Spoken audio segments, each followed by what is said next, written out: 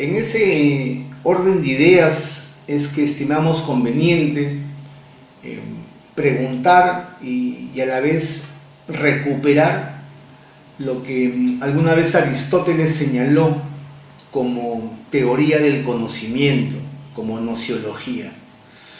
Aristóteles se preguntaba, en la medida de que seamos capaces de absolver la pregunta ¿te gusta saber?, podríamos ir elaborando sistemáticamente esta teoría del conocimiento, esta construcción del conocimiento. Y creo que para hablar de reformas, para hablar de mecanismos alternativos, de modificar las causas que están impidiendo un Estado democrático de derecho, habría que enfrentar los temas de interés, de agenda de discusión en su dimensión normada, pensada y vivida. Y por eso creo que es importante reivindicar y recuperar el gusto por lo clásico. Mi labor docente, mi labor de abogado, genera que justamente sensibilice en estas áreas, en estos tópicos generativos, en virtud de que aprecio, ¿no?, que no necesariamente a través del entusiasmo se pueden lograr las cosas. El entusiasmo ha hecho mucho daño en América Latina. Y creo que en la medida de que seamos capaces de recuperar y de compatibilizar la tradición, lo clásico con la modernidad, podemos aproximarnos al vértice del conocimiento. Y en esa medida es que estos temas que abordas, por ejemplo, como una inquietud válida, una inquietud condigna justamente a nuestra tradición en la Universidad Nacional de Trujillo, que son los muchachos de la eterna inquietud. ¿Cómo volver a pensar, por ejemplo, este tema de relanzamiento de la ética y la política? Bueno, yo no tengo claro ni tampoco me parece que deberíamos de entrar a la definición de qué significa el pensamiento clásico. Pero lo que sí sé es que es importante reconocer tácitamente entre diferentes generaciones qué autores son imprescindibles, qué temas son los que deberían de enfocarse bajo el auspicio de la entelequia, desde la naturaleza, desde las utopías.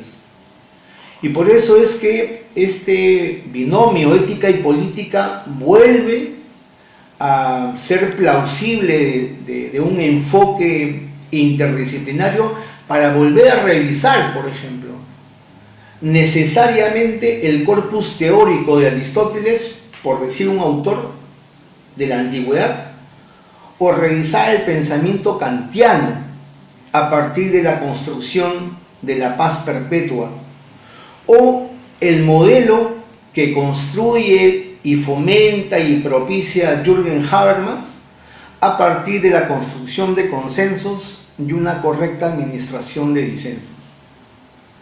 Y por eso es importante tener una visión enciclopédica, totalizante, omniabarcante del pensamiento, para que llegado el momento indicado sepamos construir un juicio de valor que nos permite determinar si es que esa noción del conocimiento ha evolucionado, ha involucionado, o si es que es necesario inyectarle de ayornamiento, dicen los italianos, de modernidad, para tener una concepción más clara de la realidad.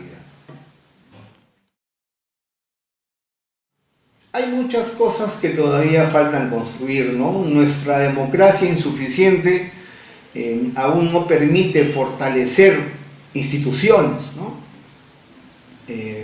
Hegel es uno de los filósofos modernos que establece la necesidad de que un Estado democrático se muestre, ¿no?, de modo coordinado, ¿no?, al Estado, a la familia y a la sociedad civil.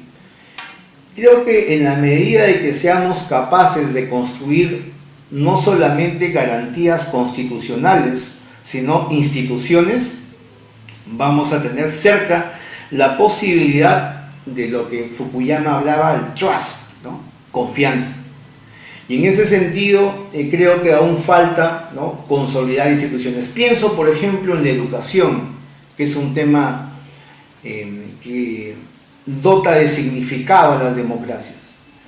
Si en un país hay inequidad en la educación, si en un país hay hegemonía de un credo religioso, si en un país hay la creencia errónea de asumir que la historia ha culminado, pienso que ahí hay que modificar las causas que están impidiendo el esplendor del Estado democrático. Fíjate lo que ha pasado hace unos días, fallece Stephen Hawking, y quienes estamos comprometidos con el conocimiento, quienes hemos sido asistentes de cátedra, quienes hemos ido cubriendo espacios sistemáticamente en la universidad, y que esto no es producto, ¿no?, de compadrazgos ni de cuestiones vinculadas a posiciones político-partidarias, sino se ha transparentado concursos.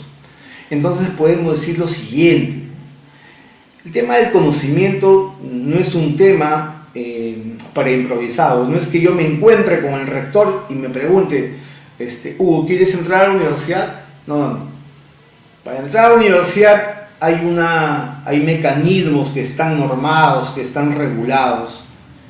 Y pienso que esa forma de opinión, pienso que esa actitud por vertebrar conocimientos, esa disposición de ánimo para que asumas que no necesariamente se trata de interpretar el mundo, sino de transformar, como decía Marx, creo que hay que recogerla en su debido contexto, en su debida pausa, en su debida reflexión. Te contaba esto de Hawking. Ha fallecido Hawking y hace 20 años que publiqué un artículo comentando justamente la breve historia del tiempo. Hace 20 años. Hoy resulta que todos han leído Hawking. Y pienso que deberíamos de aprovechar, porque la vez pasada se nos escapó Darwin. Yo estaba haciendo docencia en otra universidad, pero creo que a Hawking no hay que permitir que se nos escape. Si la educación, si una institución que se dice ser promotora y tutelar de la inteligencia no es capaz de marcarle la pauta al debate contemporáneo para determinar el grado de incidencias de hombres como Hawking, entonces debemos de renunciar a ser una institución promotora de la inteligencia. El domingo se ha publicado un artículo de Pimentel, donde justamente establece una cultura mínima que deberíamos tener, no los especialistas, pero sí los hombres que estamos involucrados en la formación universitaria. Una cultura mínima donde se dé cuenta, por ejemplo, ¿no?, de la vigencia del pensamiento de Hawking, hacer una reflexión sobre el texto el gen egoísta, sobre Karl Popper y la investigación científica. Susan Huxley le fue el autor, pero pienso que quienes alguna vez hemos dictado metodología de investigación o filosofía de la ciencia, debemos ser capaces de sensibilizar e irradiar en nuestros alumnos justamente ideas de cómo se está construyendo el mundo.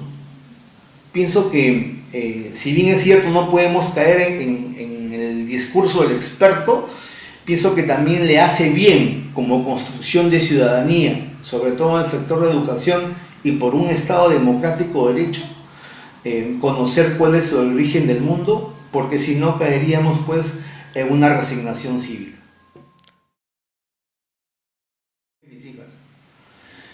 Pienso que cuando Platón, ¿no?, funda la Academia Platónica, estaba programado en el plan de estudios lo que Platón llamaba, ¿no?, los estudios generales, ¿no? Que era el Mousique, Gimnastique, Matemata y Dialéctica, que son los estudios generales que la nueva ley universitaria ha impulsado. A veces creo que de mala manera, pero bueno, tampoco se trata de ponernos exquisitos. Tenemos estudios generales obligatorios en la universidad, con la nueva ley universitaria.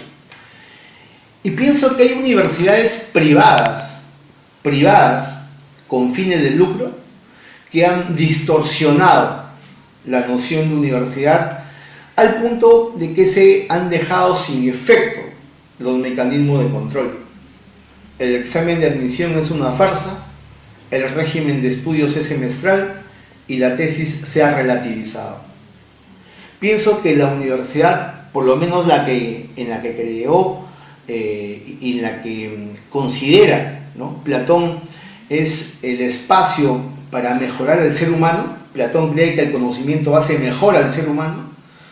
Tenía que someterse a ciertos mecanismos de control. No es casual que al tener Platón una conversación con uno de los jefes de la secta pitagórica, convenza a Platón para decir que son las entidades geométricas las idóneas para captar la realidad. No es casual que en las afueras de la Academia Platónica hay un letrero que decía, ¿no?, solamente ingresan los que conocen geometría.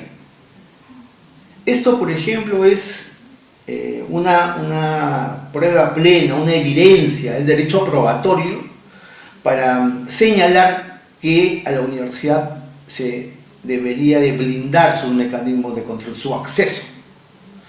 Y por eso es que considero que mientras el SUNEDU, por ejemplo, no tenga la prerrogativa legítima de sancionar, corregir y modificar a las universidades privadas con fines de lucro y a las privadas sin fines de lucro, pero que se portan como universidades privadas con fines de lucro, en todo cambio va a ser decorativo y epidérmico.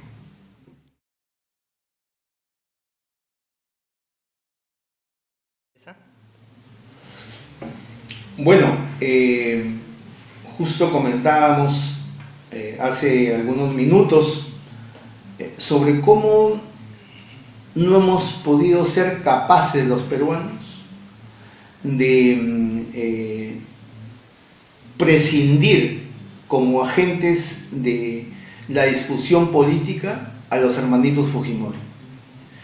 No puede ser posible que dos hermanos que fueron testigos de el modo como su madre había sido electrocutada, ellos no se hayan pronunciado al respecto. Me parece que eso nos revela, nos evidencia como un país todavía del tercer mundo.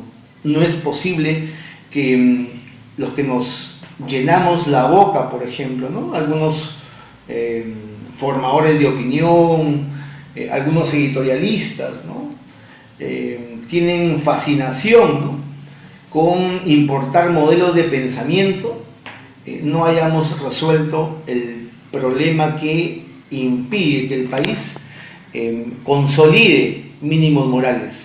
Y eso es, primero, acabar con el fujimorismo.